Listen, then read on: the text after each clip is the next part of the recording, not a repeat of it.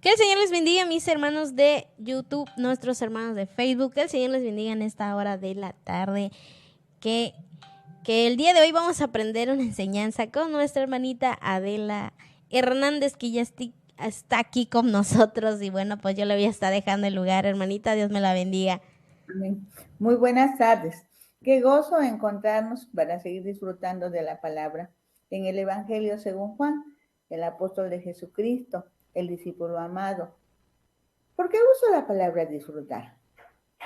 Porque entre las definiciones encontramos una que dice que disfrutar es tener el favor o amistad de alguien.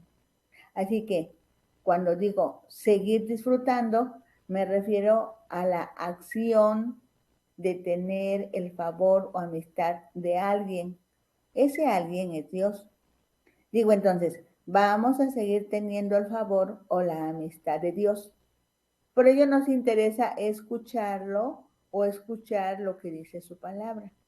Esto es equivalente a una cita con Dios para tener una conversación amena, grata, edificante.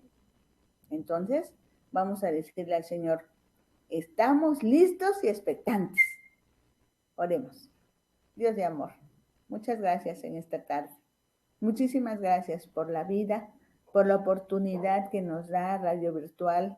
Gracias por mis hermanos que están ahí día y noche trabajando, Señor, porque tu palabra sea divulgada, sea diseminada, sea extendida, sea entregada de muchas maneras, a través del canto, a través de la enseñanza, a través de la prédica, a través de los juegos, a través de los niños, a través de los jóvenes. Gracias, Dios, gracias por ellos.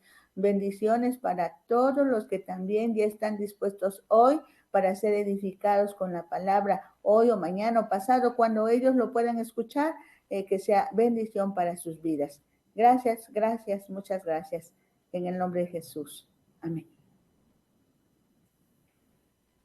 Pues vamos a retomar Juan 3. En Juan 3 inicia presentando a Nicodemo, que vino a Jesús. No dice el lugar, no dice la hora exacta, solo dice que de noche. Tampoco dice la ocasión. Pero de la lectura de todo el Evangelio obtenemos información de quién era Nicodemo. De nacionalidad judía, era del grupo social de los fariseos, del grupo eclesiástico o miembro del Sanedrín. Su profesión era maestro de la ley de Moisés y su posición económica, rico. También los ricos buscaron a Jesús. Dice la Biblia que vino a Jesús de noche. No sabemos si vino a Jesús de noche por precaución o miedo a los fariseos, o porque como maestro de la ley estudiaba mejor en la noche, como algunos de nosotros, y dedujo que hablar con el maestro Jesús sería mucho mejor en la noche para no tener interrupciones, decimos nosotros. Nicodemo, a manera de saludo o introducción, dice: Rabí, sabemos que has venido de Dios como maestro, porque nadie puede hacer estas señales que tú haces si no está Dios con él. Con estas palabras, Nicodemo reconoce que Jesús es maestro, reconoce que Dios envió a Jesús, reconoce los milagros como convertir el agua en vino, como señales que demuestran la presencia y la obra de Dios. Aunque como se lee en el resto de la conversación, mucho de esto era solo conocimiento y reconocimiento meramente intelectual, porque en lo que se refiere al conocimiento y discernimiento espiritual, Jesús tuvo que reconvenirle, regañarlo se puede decir. Jesús le respondió: de cierto te digo, que el que no naciere de nuevo no puede ver el reino de Dios. Tal parece que Jesús le cambia la conversación, pero no es así. Realmente le dice Jesús a Nicodemo: sí soy maestro, sí soy maestro, sí vine a enseñar, sí me envió Dios. Pero aclaro, Dios es la máxima autoridad, es el rey y por eso tiene su reino. Su reino está establecido en todo el universo, porque el reino es la extensión, es la dimensión en donde se ejerce su autoridad. Dios, el Espíritu Santo y yo, recordemos que está hablando Jesús, Dios, el Espíritu Santo y yo estamos muy interesados en que los seres humanos nos conozcan. Queremos que sepan que creamos un reino para que estén con nosotros por siempre. Muchos de ustedes no saben esto y por eso no lo entienden y mucho menos lo pueden disfrutar. O sea, no pueden tener nuestra amistad ni nuestro favor, porque ustedes necesitan creer para poder ver. Otra vez lo digo, creer para ver. Pero como ustedes están aquí en la tierra, solo han visto las cosas que les rodean.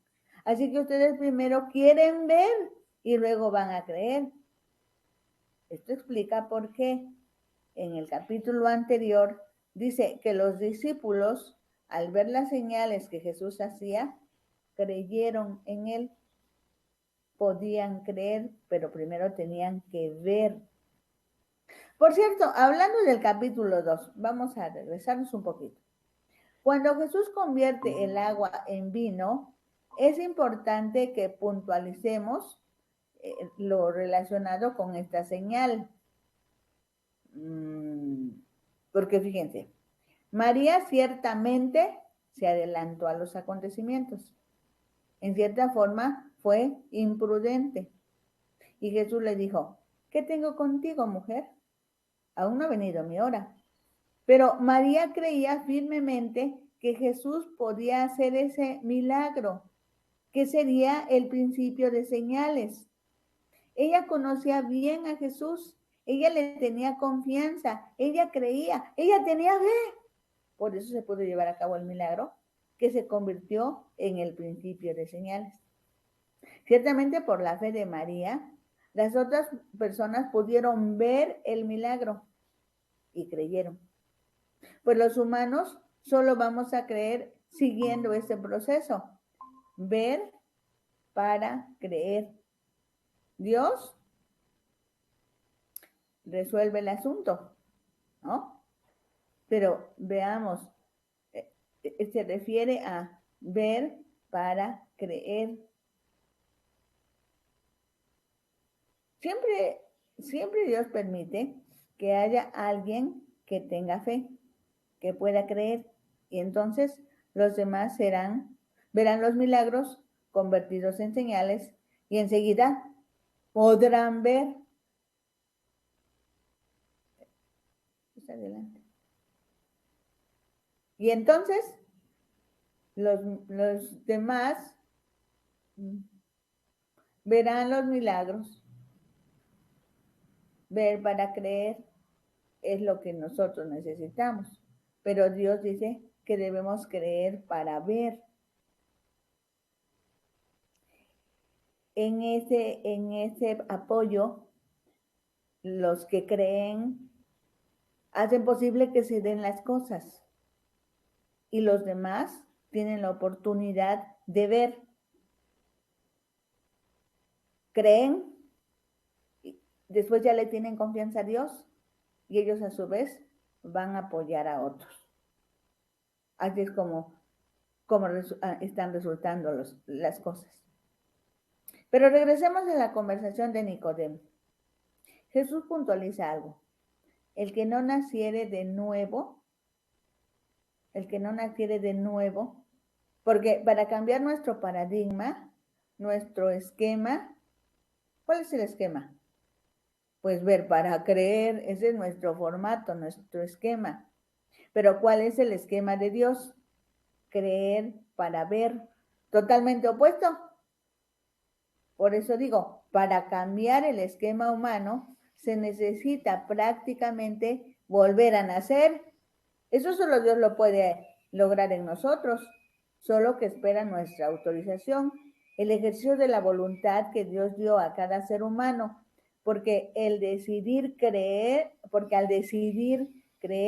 Dios actúa de inmediato. Nos da fe necesaria y suficiente para que podamos tener confianza en lo que dice la Biblia. Y en el caso de Nicodemo, Nicodemo estaba interesado en hablar con Jesús porque las señales que Jesús hacía lo convencieron. Eso es lo que Dios hace hasta hoy. Llama nuestra atención de muchas maneras, por regalos que nos concede: la vida, la familia, el trabajo, los éxitos, las condecoraciones, los ascensos, los hijos, los nietos, los viajes, los descubrimientos, los proyectos exitosos. Pero también llama nuestra atención por medio de las enfermedades, de los problemas, de los desfalcos, de la pandemia, de los temblores, de los accidentes, de los decesos que son permitidos por Dios con propósitos para cada uno de los que enfrentan esa situación. Y Dios lo permite a fin de que podamos voltear, buscar a Dios, aunque en ocasiones nosotros vamos a otras fuentes porque no le entendemos a Dios o malinterpretamos esos mensajes, como Nicodemo, porque él lo tomó literal, humano, y lo demuestra la falta de confianza de este rabino. ¿Cómo? Porque un hombre ya adulto no puede entrar en el seno de su madre y nacer. No lo puede hacer. Él lo vio de manera literal. Jesús le hace una aclaración que de seguro dejó a Nicodemo más perplejo, más confundido, más asombrado, más intrigado. Le dice: el que no naciere de agua y del Espíritu. Ahí está la otra diapositiva. No sé si la ven. Ajá. La que sigue. La que sigue dice: el que no naciere de agua y del Espíritu no puede entrar en el reino de Dios. Lo que se traduce no puede del griego, se debe traducir siendo capaz. No está siendo capaz, no tiene esa capacidad. Entre las dos últimas respuestas de Jesús, hay dos palabras que resultan importantes en ese diálogo: ver y entrar. No puede ver el reino de Dios y no podrá entrar, dice el Señor Jesús. Para ver se necesita fe, confianza en lo que Dios dice en su palabra. Y para ello, Dios permite que alguno tenga fe y esa fe resulta en bendición para otros. Por eso más adelante el apóstol Pablo dice, por ejemplo, cree en el Señor Jesucristo y serás salvo tú y tu casa. La fe del que cree resulta en bendición para su familia. Cuando alguien cree, puede cambiar de opinión y entonces se da el principio de señales en su vida. Hay un cambio radical, total, decisivo, y eso es precisamente volver a nacer, como si hubiera vuelto a nacer. Mejor dicho, volvió a nacer, solo que ese nacimiento ya no es físico, ya no es visible al ojo humano, es en el terreno espiritual. Y al volver a nacer, descubre otro ambiente, otra atmósfera, otro entorno. Las tinieblas se fueron, la luz llega a esa vida. La vida tiene nuevos colores, nuevos sabores, nuevos aromas, nuevas formas. En el mundo físico todo parece igual, pero no es así. La vida ha cambiado totalmente. Ahora la naturaleza divina ha llegado a esa persona y puede ver aquí en la tierra ese reino de Dios que antes desconocía. Al descubrir esa nueva realidad, puede disfrutar la presencia de Dios, lo que habíamos dicho, puede tener amistad con Dios y así aprovechar de su cercanía. Eso dijimos que es disfrutar. ¿Lo recuerdan? Ahora bien, el asunto del nuevo nacimiento ya está entendido. ¿Verdad que sí? Ahora puedes ver que existe otra forma de vida, que es una relación directa con el Rey y Señor del universo. Pero en el siguiente versículo, el versículo 5, el Señor Jesús aumenta la explicación. El que no naciere de agua y del Espíritu. ¿De agua? ¿De agua? Porque ya explicamos que en ese tiempo no había papel y tinta y no se podían dar comprobantes como ahora, cuando egresamos de un curso que nos dan el certificado, el diploma, la cédula y demás. Entonces, el Señor Jesús dice, si estás de acuerdo, si ya pudiste ver ese reino, ahora debes testificarlo. Debes comprobarles a los que te rodean. Debes comprobarte a ti mismo. Y eso se lleva a cabo mediante el bautismo en agua, que no es otra cosa que sumergirlos en agua. Por decirlo así, será la parte visible del nuevo nacimiento y del Espíritu. Aquí espíritu se refiere a Dios, al Espíritu de Dios. Según revisaremos en el capítulo 16 del Evangelio de Juan, apenas estamos en el 3, pero vamos a llegar al 16. En el capítulo 16 dice que el Espíritu es el primero que empieza a participar en las personas que no conocen a Dios. Participa llamando su atención para que puedan entender que su vida no está alineada a la voluntad de Dios y que es necesario hacer correcciones, eso es, redarguir de pecado. El Espíritu convence al mundo, a los incrédulos, los convence de pecado y los convence de la necesidad de volver a Dios para confesar pecados y aprovechar la bendición que Dios ofrece por el sacrificio y resurrección de Jesucristo, de recibir el perdón de pecado. Primer paso, apenas es el primer paso, pero es el paso indispensable y decisivo. Enseguida es un candidato para entrar hacia adentro del reino de los cielos. Aquí vamos a dar un paseo rápido por el idioma griego, ese idioma en el que se escribió el Nuevo Testamento. Este idioma es puntual y objetivo. Aquí tenemos un ejemplo. Cuando dice entrar, esta palabra está formada por una preposición que quiere decir adentro, adentro de un lugar, adentro de un tiempo, adentro de un propósito y por consecuencia tener el resultado. Y el verbo propiamente dicho que está en voz activa, la voz activa es cuando el sujeto ejecuta la acción. En otras palabras, ahora que ya pudiste ver el reino de Dios, es tu decisión entrar. Para ello debes de dar testimonio mediante el bautismo, diciendo así que estás de acuerdo con las reglas, ¿no? Que estás de acuerdo con las enseñanzas del reino, con el modo de vida del reino, con los lineamientos del reino.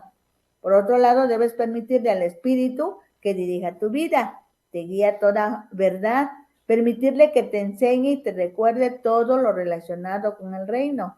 Ahora todo, absolutamente todo, es nuevo para ti. Tendrás otra forma de pensar, otra forma de ver, otra forma de sentir, otra forma de actuar, pues tendrás claro que eres ciudadano del reino. Y por cierto, tu perspectiva va a cambiar naturalmente, porque este es un nacimiento espiritual. Sí, es nacer otra vez. Sí, es nacer de nuevo. Es nacer en el Espíritu. Y como sigue diciendo el Señor Jesús en los versículos 6 y 7, lo que es nacido de la carne, carne es. Tú vas a seguir siendo la misma persona física. No habrá nada diferente. Si acaso Dios sana tu cuerpo, sana tus sentimientos, cambia tus pensamientos. Eso es propio de un nacimiento en el reino. Pero el color de tu piel, la estatura, el color de tus ojos, tu linda nariz, esos aspectos meramente físicos van a seguir igualitos, solo que serás una nueva persona. Por el contrario, Lo que es nacido del Espíritu, Espíritu es. Aquí hay una joya preciosa en esta verdad. ¿Sabías que cuando Adán y Eva pecaron en el huerto del Edén, lo que sucedió fue la separación entre Dios y la humanidad? Porque es lo que provoca el pecado, lo que provoca la desobediencia a los lineamientos, a los mandamientos de Dios. Desde el momento que Adán y Eva decidieron desobedecer a Dios, hubo una separación de Dios. Dios estaba presente porque es espíritu, pero los hombres no podían disfrutar de esa relación. En la Biblia a esa separación se le llama muerte, muerte espiritual, muertos en delitos y pecados. Así que cuando el ser humano, por su voluntad, una vez que el Espíritu de Dios le ha mostrado la verdad y la realidad del pecado, y el ser humano le cree a Dios, no presenta razonamientos, no presenta argumentos, no le hace preguntas a Dios, no está en desacuerdo, solo cree. Ahora vuelve a tener esa comunión con Dios. Tienen vida, vida espiritual, como la tenían Adán y Eva en el huerto del Edén, y son candidatos a vivir en el reino de los cielos por toda la eternidad. Por eso pueden entrar al reino de Dios. Para este momento, a nosotros nos parece muy fácil de entender lo que Jesús expresó cuando dijo en el versículo 7, os es necesario nacer de nuevo. Ahora, en el Espíritu, las personas dependen únicamente de Dios porque han reconocido que su Creador, que ahora es Salvador y Señor, tiene toda la autoridad y poder para conducir su vida. Y no es que haya perdido su capacidad de decidir, sino que han entendido que Dios es verdaderamente sabio y le confían a Dios toda su existencia. Sus prioridades cambian. Ahora primero es Dios, y hacer su voluntad es uno de sus objetivos inmediatos. Por eso decimos que se haga tu voluntad en mi vida, así como se hace en el cielo. Más adelantito, él lo explica el apóstol Pablo. Porque el reino de Dios no es comida ni bebida, no es la vida física y material, no son las arracheras ni las hamburguesas, no es un rico jugo de naranja o un agua de kiwi muy rica, no es comida ni bebida, sino es justicia, paz y gozo en el Espíritu. Pero justicia aquí está entendida como la obediencia a su palabra. Justicia aquí debe entenderse como obedecer a su palabra. Paz debe entenderse como buena relación con Dios y lo relacionado a su reino en el cielo y en la tierra, o sea, en todo lugar. Y entonces por eso paz no es ausencia de conflicto. Paz es todo lo relacionado con su palabra, ¿no? Es todo lo relacionado con el reino, eso es paz. Pero como también estamos en la tierra y aquí el rey que de manera, ¿cómo se dice? Que robó, el rey que roba el reino de Dios, se llama Satanás. Ese que dice que es el rey, pero no lo es, ese tiene conflicto con nosotros. Así que la paz en el espíritu no es ausencia de conflicto. Realmente es disfrutar de la presencia de Dios y ver cómo Dios nos va a defender en todo momento. Y dice, y gozo. El Espíritu Santo da de su gozo al corazón del pueblo de Dios, no importando las situaciones que se tienen que enfrentar. Porque como dijimos, el enemigo de nuestras almas va a querer intervenir para robar esa paz y ese gozo que solo tenemos en Dios.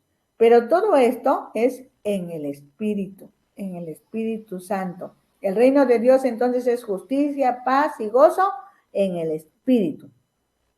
Por todo lo anterior, El Señor Jesús le dijo a Nicodemo, según el versículo 8, ahora en el Espíritu tenemos nuevamente esa relación, Dios tiene esa relación con nosotros, el control de la vida de las personas que ya pudieron ver y entrar en el reino de Dios. Van y vienen guiados por Dios para cumplir los propósitos que Dios tiene en cada vida. Son como el aire, son como el mismo espíritu. Van y vienen, no saben a dónde.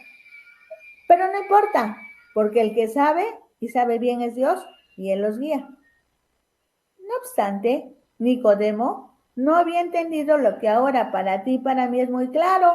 Y como no entendía, preguntó, ¿cómo puede hacerse esto? Con esto queda demostrado que Nicodemo, con todas esas credenciales que presentamos al inicio de la conversación, solo tenía conocimiento, como muchos de nosotros en estos tiempos. Sus conferencias son muy concurridas, reciben suficiente dinero por su participación en los eventos, pero eso no quiere decir que hayan aceptado el gobierno de Dios a sus vidas y cada vez tienen más seguidores, pero dice la Biblia que vienen a ser ciegos, guías de ciegos. Jesús responde en los versículos 11 y 12. Te aseguro que nosotros sabemos lo que decimos, porque lo hemos visto, pero ustedes no creen lo que les decimos. Esto sucede hasta hoy también. Muchas personas con títulos académicos de escuelas y universidades teológicas no tienen discernimiento espiritual porque no han nacido del Espíritu y solo están confundiendo a los cristianos sinceros, pero un poco perezosos porque no leen las Escrituras, mucho menos las estudian, y entonces les dicen mentiras, las toman como verdad. Y cuando alguien les dice la verdad, no lo pueden creer y siendo verdad, la toman como mentira. Pero eso es asunto de ellos, porque Biblia sí tiene. Juan 3:12 dice, si no me creen cuando les hablo de las cosas de este mundo, ¿cómo me creerán si les hablo de las cosas del cielo? Las cosas del cielo son maravillosas, son eternas, son incomparables. Pero en tanto no tengamos el entendimiento para recibir los mensajes de Dios en cierta forma, se pierde el tiempo hablando de algo que todavía no entienden las personas porque no tienen esa vida de Dios en ellos. Entonces es urgente y necesario hacer un alto, porque de lo contrario vamos a caer en lo mismo que estamos observando. Vamos a ser personas con mucho conocimiento y nada de espiritualidad, nada de comunión con Dios. Aquí ahora está el Espíritu Santo para ayudarte a tomar decisiones adecuadas y sinceras, a fin de que puedas ver el reino. Cree solamente, ten confianza. Dios tiene especial interés en ti. Los que ya tenemos esa relación de vida con Dios, vamos a apoyarte. Vamos orando por ti ahorita. ¿Quieres hacerlo? Nosotros sí. Padre Santo, Padre de amor, esta palabra no puede, Señor, continuar explicándose si antes alguien que no te conocía decide creer y te dice, sí, acepto tu autoridad, acepto tu reino, acepto que necesito de Dios, acepto que no creía en el Evangelio, en la buena noticia, pero ahora con la ayuda de Dios, con la ayuda de los que ya creen, con la oración intercesora de los hijos de Dios, yo puedo creer también. Creo que Jesús vino para mostrarnos ese reino, para entregarnos ese reino, para abrirnos paso en esa relación con Dios. Lo creo, lo puedo creer, lo creo porque lo dice la Biblia. Voy a buscar una Biblia y voy a buscar el Evangelio de Juan en el capítulo 3 y voy a creerlo y voy a disfrutar, voy a poder ver ese reino y voy a poder ver todo lo que la Biblia dice, porque es un cambio total, es un nuevo nacer, es un nuevo vivir. Ahora voy a tener vida espiritual, ya no solo física, sino el Espíritu de Dios toca mi espíritu y yo vivo para Dios, vivo una nueva experiencia. Lo creo, Señor, lo creo, lo quiero creer ahora. Gracias por ayudarme, Espíritu Santo. Gracias, gracias. Yo no sé si tú lo puedas decir, pero seguramente que si alguien lo hizo por primera vez y lo creyó, ahora puede disfrutar esa experiencia.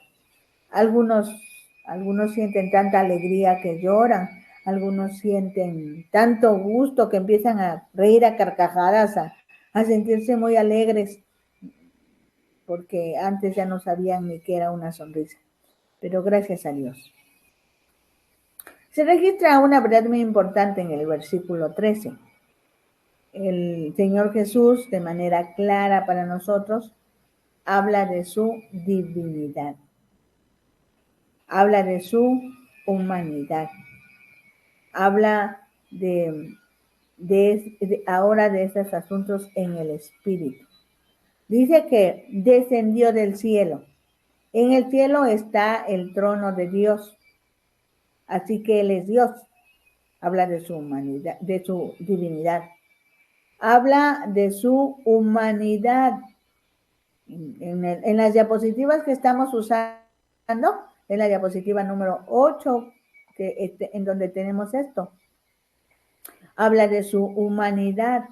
Tomó forma humana para venir a la tierra a cumplir su propósito, para recuperar a la humanidad, para volver a experimentar una relación como la que tenía desde el principio de la creación. O sea, el Señor Jesús tuvo que tomar la forma humana para que pudiera venir y entenderse con los humanos y los humanos pudieran recuperar esa relación que tenía Adán y Eva desde el principio de la creación.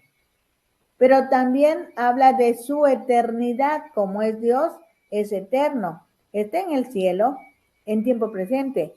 Dios siempre está en presente. Para Él el tiempo humano no existe. Él es un eterno presente. Por eso decimos que es eterno. Y el Señor Jesús puede decir, yo soy Dios verdadero. No hay otro Dios, solo yo soy Dios. Cuando Jesús estaba en la tierra podía decir, soy hombre y soy Dios. Él tenía las dos naturalezas. Ahora nosotros en Cristo Jesús también tenemos vida espiritual y vida física. La vida espiritual, si nosotros mantenemos esa relación constante con Dios, a través de la Biblia, a través de la oración, a través de la alabanza, a través de la reconciliación con Dios y con nuestros hermanos, a través de practicar lo que la Biblia dice, pues también vamos a ser espirituales, fuertemente espirituales. Y la espiritualidad sujeta a la carne, sujeta a los deseos humanos. Si no lo hacemos así, entonces igual la carne gana y somos carnales. Somos carnales en el sentido de que vamos a hacer lo que la carne pida. Y a veces la carne va a pedir de comer mucho y vamos a entrarle a la gula, y eso es pecado. A veces la carne va a querer otras cosas y vamos a pecar contra Dios. Pero enseguida le recuerda a Nicodemo, Jesús le recuerda a Nicodemo un evento que sucedió muchos años atrás, pero que Nicodemo, como maestro de la ley de Moisés, seguramente recuerda. Esta es una historia que está en el Antiguo Testamento. Es la siguiente diapositiva. En esa diapositiva encontramos escenificada la historia. En su viaje por el desierto, los israelitas, de repente, murmuraron y se quejaron y se lamentaron de haber salido de Egipto. Y eso fue una ofensa contra Dios, porque al sacarlos Dios de Egipto, los estaba librando de la esclavitud, los estaba librando de la muerte, les estaba haciendo bien. Y de repente, estos señores se empiezan a lamentar, como diciendo, Dios, te equivocaste, así no debía ser. Entonces, Dios los castigó, porque se rebelaron contra Dios. Al empezar a lamentarse, al empezar a murmurar de la bendición de Dios, estaban rebelándose contra Dios. Entonces, Dios los castigó y permitió que hubiera una plaga de serpientes venenosas que picaban a los israelitas y los israelitas morían. Cuando vieron este castigo, los israelitas se asustaron y el pueblo se arrepintió y pidió misericordia. Esto es, le pidió a Dios que los perdonara. Entonces, Dios le dijo a Moisés que hiciera algo visible, que tuviera, que lo pudieran ver ellos, que pudieran darse cuenta de lo que estaba pasando. Entonces, tomó una serpiente de bronce, la formó, puso un asta muy alta y ahí levantó esa asta. Ajá. En esa imagen, no, la imagen no tenía ningún poder. Pero Moisés obedeció a Dios y la puso Moisés en alto en medio del campamento. Y los que miraban a la serpiente se curaban. Los que no veían a la serpiente morían. Todos fueron picados. Todos recibieron el veneno. Pero los que obedecieron de voltear a ver a la serpiente resultaban curados. Esa historia impresionó mucho a los israelitas. Pero como buenos humanos, después de algunos años, en los tiempos del rey Ezequías, los israelitas adoraban la serpiente. Entonces el rey tomó la decisión de destruir esa serpiente. Porque no era la serpiente la de bronce la que daba vida cuando Moisés la puso en alto. Los moribundos pusieron su confianza en el que le había mandado a Moisés que lo hiciera. Era Dios mismo el que lo sanaba. El poder sanador no estaba en la serpiente. Esta no era más que un objeto que les hacía volver el pensamiento a Dios y cuando lo hacían sanaban de la picadura de la serpiente. Notemos que Juan tomó aquella vieja historia, vieja porque tenía muchos años, ¿no? Y la usó como una parábola profética de lo que había de suceder con Jesús.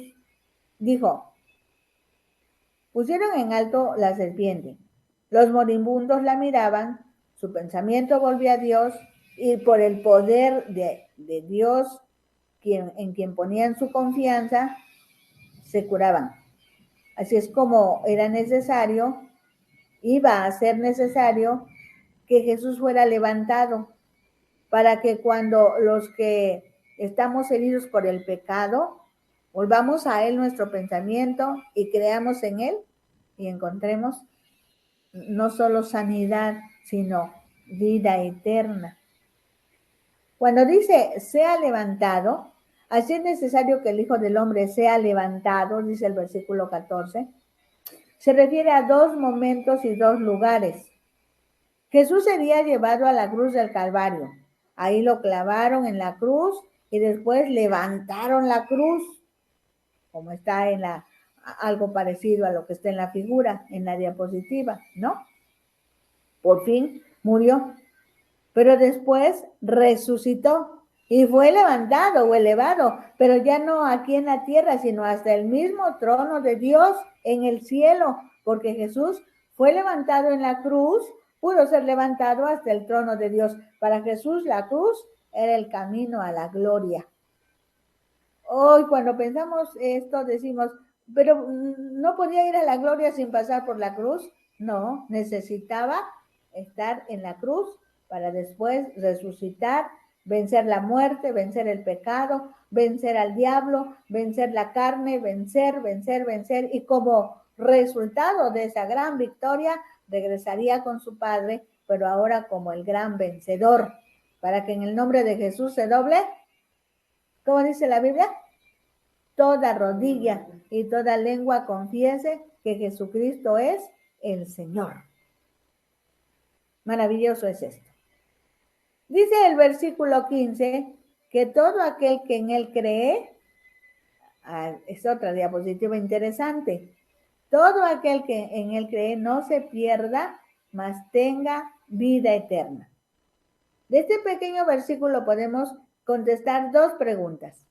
¿Qué quiere decir creer en Jesús para que no se pierda.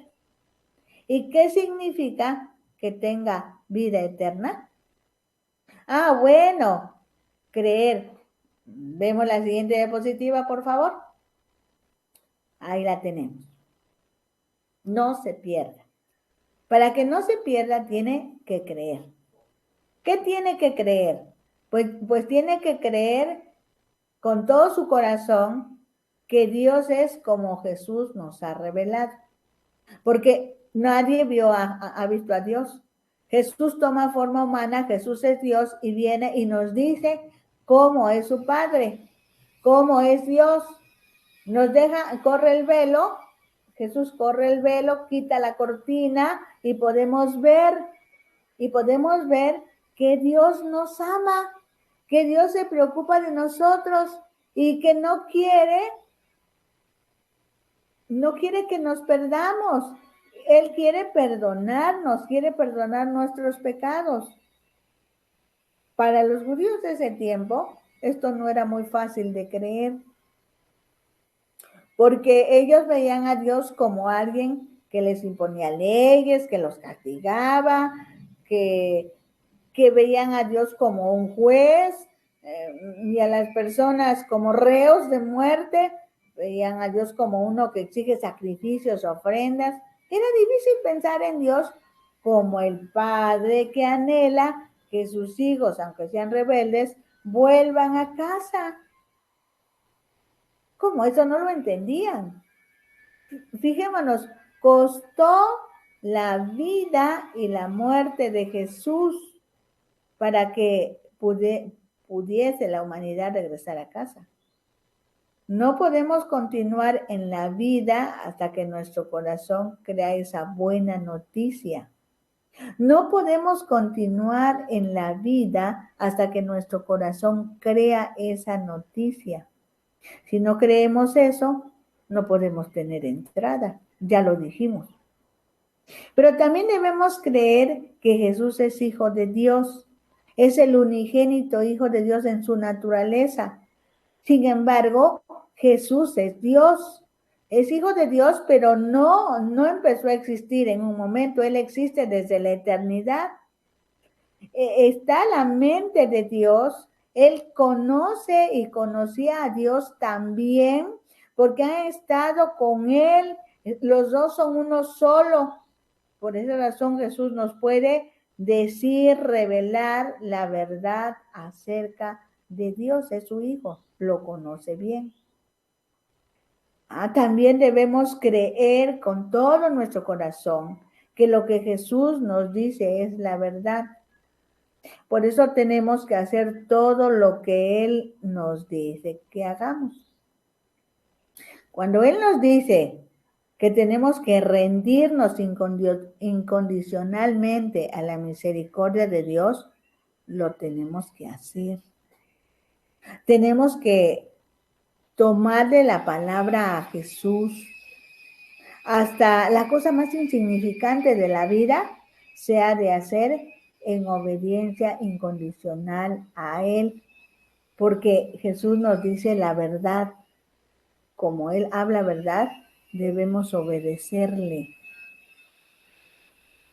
Estamos rodeados de mentira y nos cuesta tanto decir verdad, hablar verdad, vivir en verdad. Por eso hoy, a través del Evangelio, el Señor nos está diciendo, Jesús dice verdad, y como Él dice verdad, tú debes obedecerlo, y eso te va a ayudar para que no te pierdas. ¿Pero qué significa que tengan vida eterna? Pues eso es tan fácil. La vida eterna es la vida de Dios mismo. Pero preguntémonos lo siguiente, si tenemos vida eterna, ¿qué es lo que tenemos?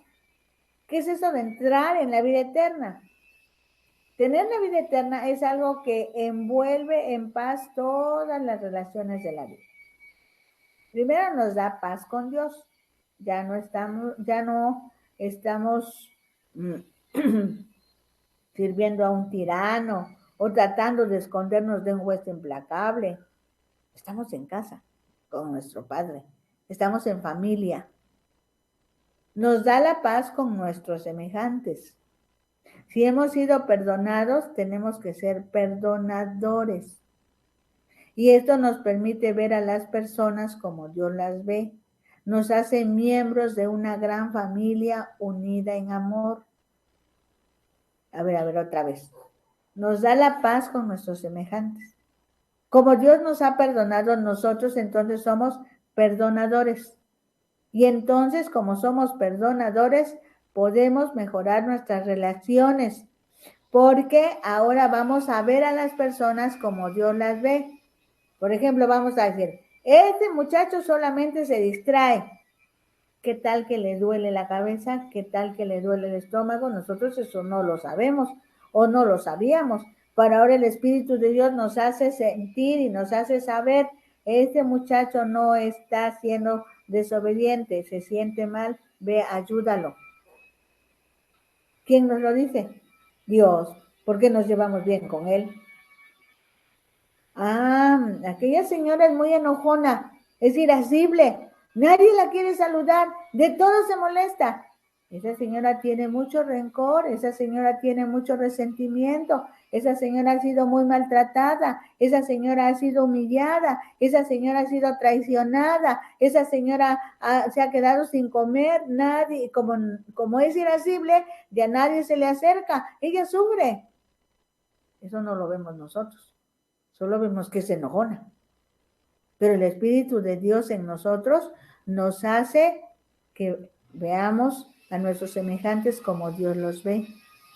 Y que los amemos a pesar de cómo son. Y entonces, eso trae a nosotros paz aquí en el reino, pero también nos asegura, nos permite disfrutar vida eterna aquí mismo en la tierra. Nos da paz con la vida. Si Dios es Padre, si Dios dirige todas las cosas para bien, cuando creemos en Dios como Padre, también creemos que su mano paternal no causará jamás a sus hijos lágrimas innecesarias. Oigan esto. Dios es nuestro Padre ahora. Sí, Dios es nuestro Padre. ¿Se va a ocupar de nosotros y nos va a cuidar como un padre que cuida a sus hijos? Sí. Y entonces no va a permitir que nosotros suframos de más. Nos va a advertir, nos va a detener. Y si acaso tuviésemos que llorar así como a un niñito que va creciendo y que le dice, papá, no pongas la mano ahí donde está la flama, te puedes quemar. Y el niño quiere meter la manita, que no lo hagas, que no lo hagas. Bueno, te voy a tener que enseñar de otro modo. A lo mejor tiene que darle un manacito en su mano y le va a doler al niño y va a llorar, pero nada más. Le evitó que tuviera una quemadura de 3er grado, le evitó que estuviera en el hospital y que llorara, pero con ganas, y que a lo mejor le hicieran injertos y que quizá perdiera la mano. Eso es lo que pasa con los padres cuando corrigen a sus hijos. Y eso es lo que pasa con nosotros cuando somos corregidos por Dios. Porque después de esa corrección tenemos paz. Si usted no lo ha vivido o no se ha dado cuenta, muchas veces usted ha tenido que llorar, pero esas lágrimas son necesarias para que después no llore innecesariamente. Puede que no entendamos del todo la vida, pero no viviremos sumidos en resentimientos nunca más. Pero también nos da paz con nosotros mismos. Que tengamos vida eterna nos da paz con nosotros mismos.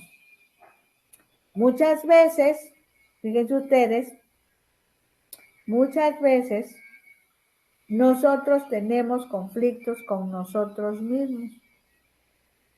Pues conocemos nuestros puntos débiles, conocemos la fuerza de las tentaciones, conocemos nuestras obligaciones y las exigencias de nuestra propia vida, pero ahora sabemos que no vivimos solos, sino Cristo vive en nosotros.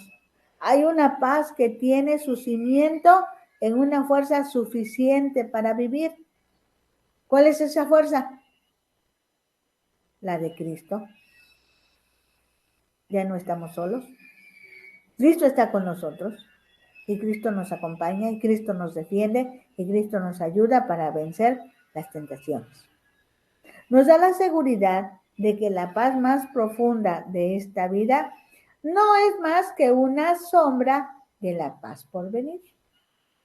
Nos da una esperanza y una meta hacia donde nos dirigimos. Nos da una vida gloriosamente maravillosa ya aquí y sin embargo al mismo tiempo una vida en la que lo mejor está por venir.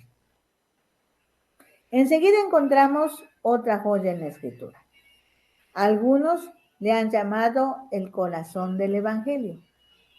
Y sí, este versículo nos da claramente una razón, el por qué los hombres, incluidas las mujeres, pueden tener vida eterna, vida de Dios, aún estando en la tierra, y enseguida vida de Dios en el mismo trono de Dios.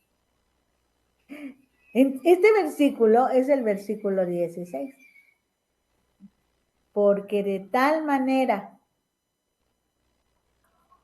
ahí está, porque de tal manera amó Dios al mundo, que ha dado a su Hijo unigénito, para que todo aquel que en él cree no se pierda, mas tenga vida eterna. Muchos de nosotros este versículo lo sabemos de memoria y aún dormidos lo recitamos.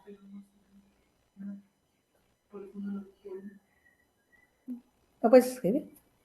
No. Dios es amor. Amor ágape. Amor de Dios. Amor es su esencia. Por amor quiere recuperar al ser humano que decidió dejar a Dios y al dejarlo tuvo que sufrir las consecuencias, estar separado de Dios. Ya dijimos que estar separado de Dios es muerte espiritual. Y así está el hombre cuando no ha entendido y por lo mismo no ha decidido volver a Dios. Dios es amor. Amó, ama y amará, porque esa es su naturaleza. ¿A quién va a amar? ¿A quién amará? ¿A quién amó?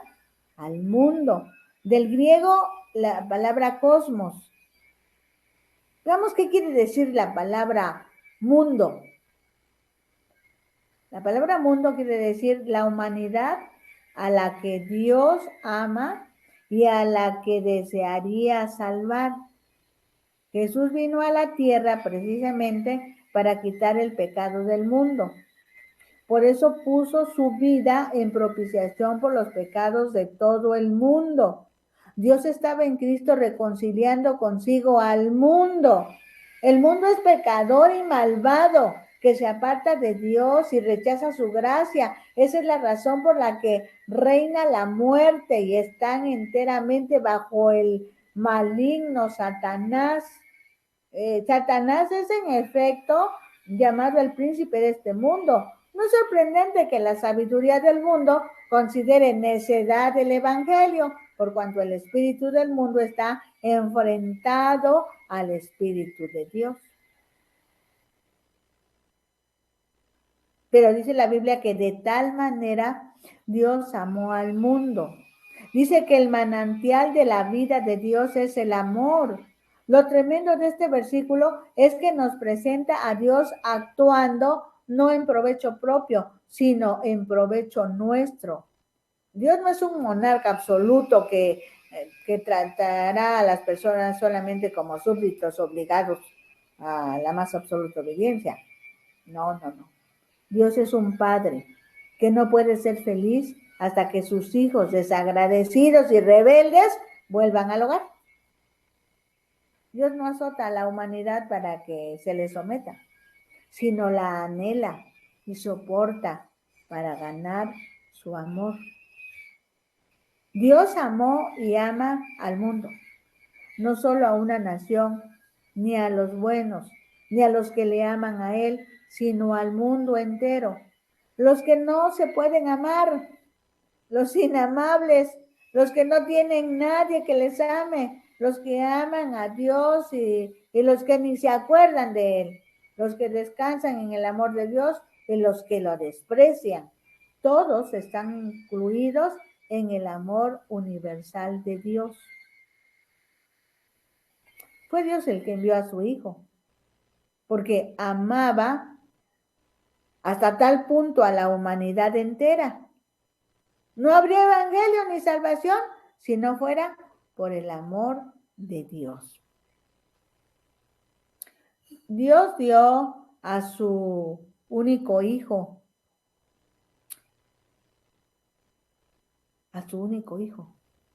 Al decir dio, se refiere a que lo entregó para que al morir en la cruz, al ser levantado en la cruz, sufriera el sacrificio, el castigo que le tocaba sufrir a toda la humanidad de todos los tiempos. Por eso ese amor de Dios no tiene comparación ni sustituto, es único. Entonces Dios ofrece perdón a la humanidad porque la ama mucho. Aunque ese perdón es gratuito para el pecador, Dios tuvo que pagar un precio muy caro. Pagó con la vida de su Hijo, que fue obediente hasta la muerte y la muerte de cruz. Así que Dios nos ofrece perdón porque nos ama. Dios es amor. Y tenemos salvación porque la deuda está pagada. Dios es justo. El perdón no es gratis. Para Dios significó un alto precio. A eso se le llama justicia, justicia de Dios. En el versículo 16, esta es la parte que le corresponde a Dios, porque de tal manera Dios amó al mundo que le ha dado a su Hijo unigénito, Pero en este mismo versículo, la segunda parte le corresponde a cada uno de nosotros, para que todo aquel que en Él cree, si bien Dios ama a todo el mundo, eso ya lo explicamos, Dios ofrece vida eterna a todo el mundo, pero necesita que ese todo el mundo acepte la vida eterna, ejerciendo el libre albedrío que Dios entregó a cada ser humano. Y en este momento del versículo 16, la oferta se personaliza para que todo aquel es para todos, pero recibirá la vida eterna aquel que crea, porque al creer volverá a nacer y podrá ver el reino de los cielos, además de que podrá entrar en el reino aún estando en la tierra y será candidato para vivir por la eternidad en el reino de gloria en donde vive Dios. Es la única manera de que no se pierda. Para Dios, perder a alguien es cuando ese alguien, por su voluntad, se separa de Dios. Como dijimos, este versículo 16 es fascinante. Nos dice en una cápsula todo el plan y propósito de Dios para el mundo. Pero ese mundo se personaliza en cada uno de nosotros. A mí personalmente me gusta anotar mi nombre al leer San Juan 3:16. Y entonces yo digo, porque de tal manera amó Dios a Rosadela Hernández Ojeda, ese es mi nombre completo, que dio a su Hijo unigénito, Jesucristo, para que Rosadela Hernández Ojeda, al creer en Él, yo ya creí, no se perdió, sino que tiene vida eterna.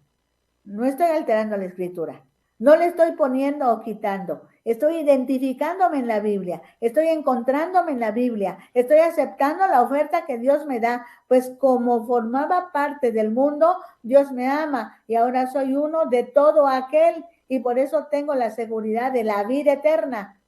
¿Tú quisieras también no perderte, sino que en lugar de perderte te dejes encontrar por Dios que te ama y quiere darte vida eterna? Solo tienes que creer en Jesucristo como tu Señor y tu Salvador. Aquí nos quedamos. Esta es la invitación para nosotros hoy, para ti. Para ti. ¿No quieres perderte? Deja que el Espíritu Santo aplique la palabra a tu corazón y puedas recibir a Cristo y ahora no perderte, sino tener vida eterna aquí mismo en la tierra y ser candidato a disfrutarla totalmente cuando estés en el reino de Dios. Y tu perspectiva cambiará. Ya no tendrás tanta importancia en las cosas materiales. No quiero decir que no debes tener casa, que no debes tener una buena familia, una buena ropa. No, porque todo eso Dios te lo da. Es vivir la vida eterna aquí en la tierra, sino que tus prioridades van a estar allá con Dios en el cielo. Muchas gracias. Dios te bendice. Muy buenas tardes. Para algunos va a ser mañana, para otros va a ser tardes. Así está.